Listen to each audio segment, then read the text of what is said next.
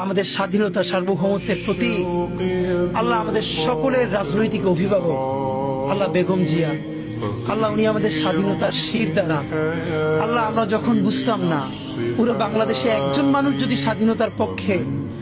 আল্লাহ মেরুদণ্ড সোজা করে দাঁড়িয়েছিলেন উনি আমাদের বেগম জিয়া আল্লাহ উনি চরম অসুস্থ অবস্থায় আছেন আল্লাহ আমাদের প্রাণের অভিভাবক বেগম জিয়াকে আল্লাহ আপনি সুস্থ করে দেন আল্লাহ বাংলাদেশের সামনে আরো কঠিন সময় এই কঠিন সময়ে ওনার বেঁচে থাকা খুব দরকার আল্লাহ উনি বেঁচে থেকেও যদি শুধু সবাইকে গাইড করে পরামর্শ দেয় সেটা আমাদের জন্য আল্লাহ আমাদেরকে রাজনৈতিক মুরব্বী হারা আপনি কইরেন না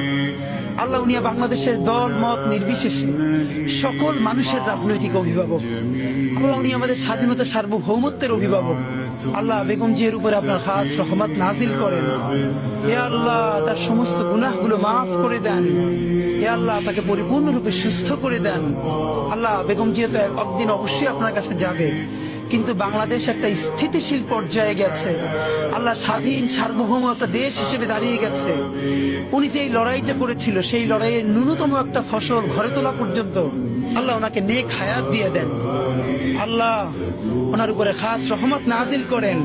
অতি দ্রুত ওনাকে শেফায়ে কুল্লিয়া আজেলা দেন রব্বানা তাকাব্বাল মিন্না ইন্নাকা আনতাস সামিউল আলিম ওয়া তুব আলাইনা ইন্নাকা আনতাত তাওয়াবুর রহিম আলহামদুলিল্লাহি রাব্বিল আলামিন।